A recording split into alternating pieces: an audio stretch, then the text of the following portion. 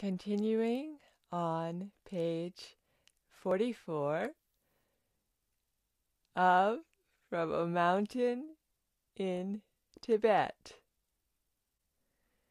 Trungpa left the valley where he'd been hiding, and with Akong's help went into retreat for a few weeks in a secluded cave.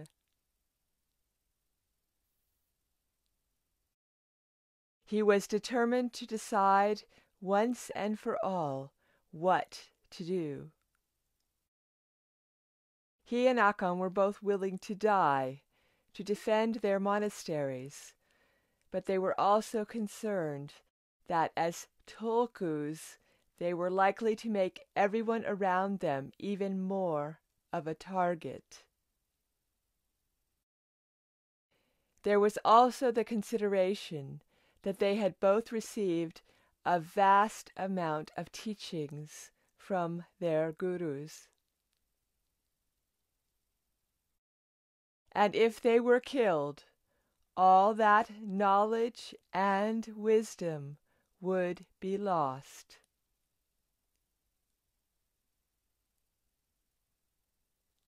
Their commitment to nonviolence was, of course, unshakable.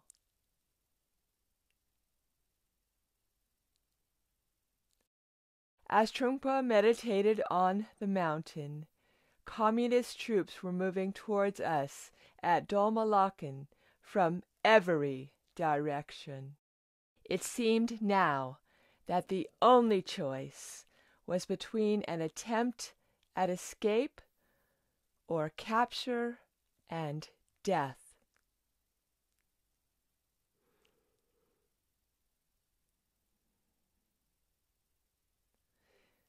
Trungpa's heart and mind were made up. There would be no further delay. He chose the day of the full moon in April 1959 for the start of our escape, because this was an auspicious date in our calendar. Akong had discussed matters with his own advisors in the meantime, and didn't hesitate to join Trungpa. On the evening of 22nd April, he informed me that I was coming too, as were my other brother Jamyang and a small party of monks and attendants. We would be setting off as early as possible the following day, with just a few mules to carry essentials. Akong and Trungpa knew that the bigger the group of people, the more difficult it would be to evade attention. By this point, Trungpa had been in hiding for many months and knew from experience that his success in eluding the communist authorities came down to the fact that he had been traveling with only 1 or 2 attendants at night and in secret. Akong was one of the only people who had been kept fully informed of his whereabouts. When I was told that we were preparing to leave the monastery and make our way to Lhasa, I felt a surge of excitement. Finally, I was going to escape my personal hell. My naivety makes me wince now. How could I have been so utterly bound up in my own suffering that I took even the overrunning of my country as little more than a personal release? I was 15. That's how. I had all the self-obsession of any young person, combined with a great deal of pride and resentment. Change had come for me at last. Every day is, of course, full of fluctuations. My companions and I in Dol Molakan had been living in a world ostensibly unchanged in hundreds of years. We had all assumed that it would endure for many hundreds more. In fact, it was destroyed in the matter of months. On a moment-to-moment level, though, every one of us, from trainee monks to servants in the Lhadron, lived with constant internal change. Our thoughts and moods ran endlessly through our minds. Even I, with my story of how my life had frozen into a predictable shape, had a dynamic inner life. Emotions came and went. I pined for the past and daydreamed about the future. I had glimmers of satisfaction when I accomplished something in my studies. I fumed against Dr. Rinpoche.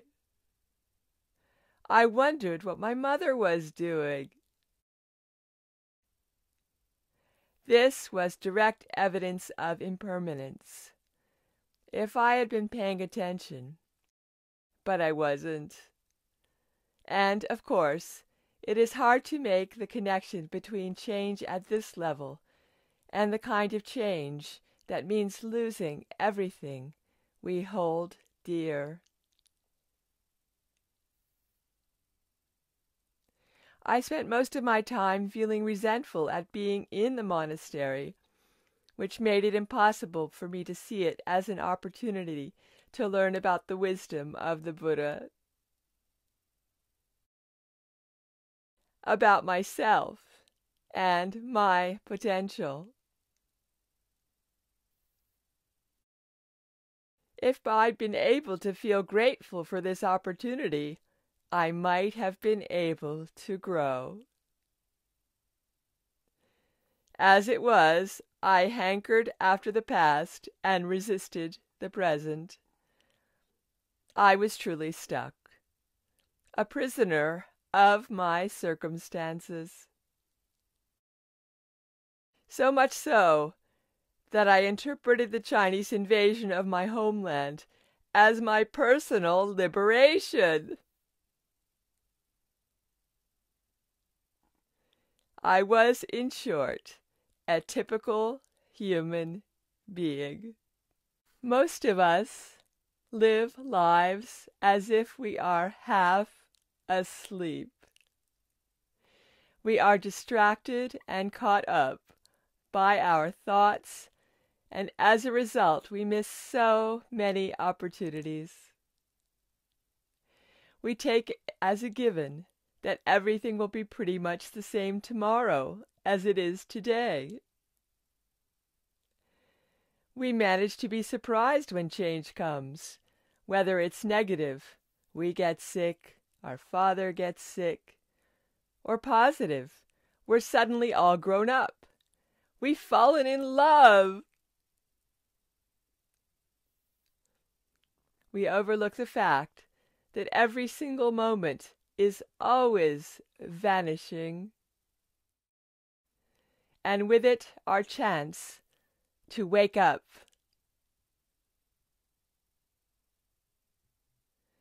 Many people I speak to are naturally nostalgic, often prone to melancholy. They experience impermanence when they start to think about it as a sad thing. Good times cannot last. True.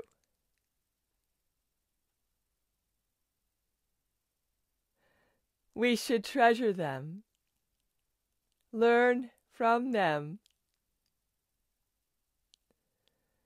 and be grateful for them once they've gone.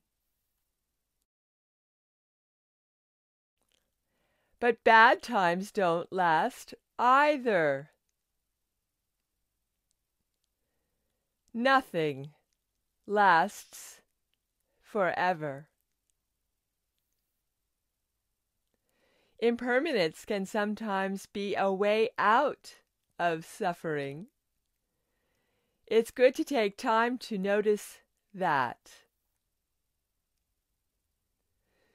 And good or bad, in the end, all change is simply part of our path.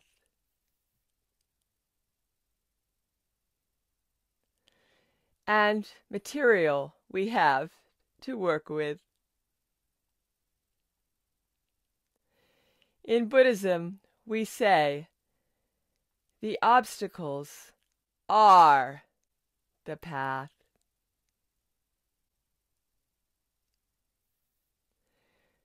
Be careful what you wish for. I might be tempted to say to my 15-year-old self as he steps out into the Lhadron courtyard on 23rd April 1959 and swings himself into the saddle of his horse, part of the small convoy setting off for what we still assumed would be the safety of Lhasa. Then again, I also regard him with amused fondness.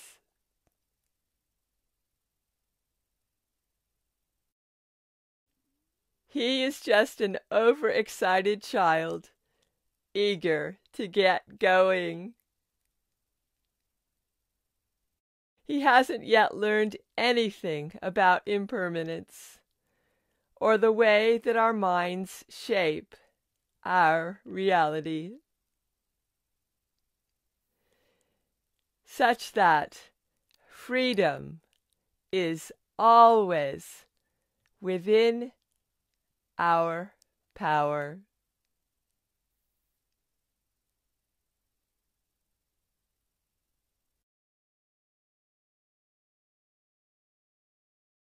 I can understand why he's excited to get away, and if he had stayed behind, the Chinese would probably prisoned him or took their life. So that was one reason for wanting to get away, besides his other one. Safety. Yeah, for safety as well. So it's good that Aka Rinpoche and Choje Trungpa went to the cave to meditate on this. And then they found a clarification what should be done, what move they should make. And I think they made a very good move. And it made good sense that if you decide to attend in monasteries, that all the knowledge you've got lost, and other people would be getting involved into so many problems, you know. So it was a good decision to move, I think, you know. That was very good. They had the clarity that comes from being silent and waiting in the silence for an answer. Yep. That's right. They didn't do anything until they had that degree of certainty and that degree of clarity. Yeah, and probably doing some divination too. They may have been doing a Mo practice as well, you know. Yes, I think they were looking for inner and outer support. Yeah. They look at both. They looked at both sides, the outer and inner. Yeah. Yes. That was very important. Yeah. And if a person is quiet enough on the inside, then a divination can work, can't it? Because there isn't the interference of the emotion or the interference of the person's projecting what they want. When too many thoughts go through your mind, you cut out a lot of things. If you can still the mind, that's when you get your spiritual experiences. When you still the mind. Yes. Without all these concepts of thoughts going through your mind. Yes. That's why they do count the breaths to try and slow the mind down a bit, you know. Yes. The thoughts, try and slow the thoughts down. That's why there's various exercises, meditation exercises for that, you know. So the teachings can prepare us. That's right, yeah. That's right. And they were working together to ensure that they had a combination of both of their intelligence and clarity and practice and the blessings of the lineage. Everything united, everything together. Yes, that's why Karmapa and Doko Kensei wanted them to work it out for themselves. Yes. Yes. United they would be strong, wouldn't they? Yeah. Because they had to show them that they're leaders. You know, Doko Kensei Karmapa said, you've got to be leaders. So it's like that, you know. It was their moment. Yeah, their step forward. Their moment to be a real leader. They're not happy at all to turn and depend on Karmapa and Doko Kensei. They have to depend on themselves. Find the inner teacher. Yes, inner teacher, yes. So even though our ordinary thoughts are with us all the time and we can be in these extraordinary situations, it is the inner thoughts that we can learn to discipline and train, isn't it? That's right. Let's do that. Train our minds. Yeah, mind training, as Rinpoche always says. Mind training. Yes. So this was their opportunity to practice in a very challenging situation, because the intensity of it would bring up so much, wouldn't it? It would push a lot, yes. It would do so, yeah. It's a beautiful description, isn't it, that Lama Yeshe Rinpoche gives of how we are always experiencing impermanence with every moment, fluctuating feelings, thoughts, experiences. That's why you see in away from the hustle and bustle with people, and went into the silence, away from everything. So your spiritual progress moves much quicker when you're away from all the distractions. Yes. Yes. So being away in isolation, that's where your progress gets better. Yeah. And the dangers of that situation would have intensified their perceptions. They would have been seeing everything with a heightened degree of importance and awareness. Yeah. Everything matters, but in those situations, it is life or death. Yeah. So Lama Yeshe Rinpoche is able to look back at his 15-year-old self in all of that. Yes.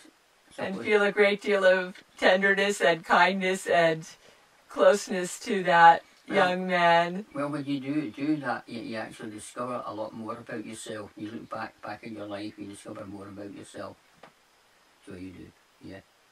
And he's being very open to share it all with us in the book, so that we too can reflect on our lives with a similar clarity and honesty and directness. See, at his age then, people weren't thinking too much about it, you know. And it's just when they get further on in life and get older, they start to reflect, and then they start to see things, you know. So that was actually a good meditation to always look back into things like that, you know. With awareness. With awareness, yes. Yeah. That's it, yeah. So we're just about to begin a new chapter, because this end of this chapter marks the end of Lama Yeshe Rinpoche's time at the monastery. And then a brand new world, and all that it holds is going to be coming next. Yeah, everything's going, new things are going to unfold. Yes. Yes.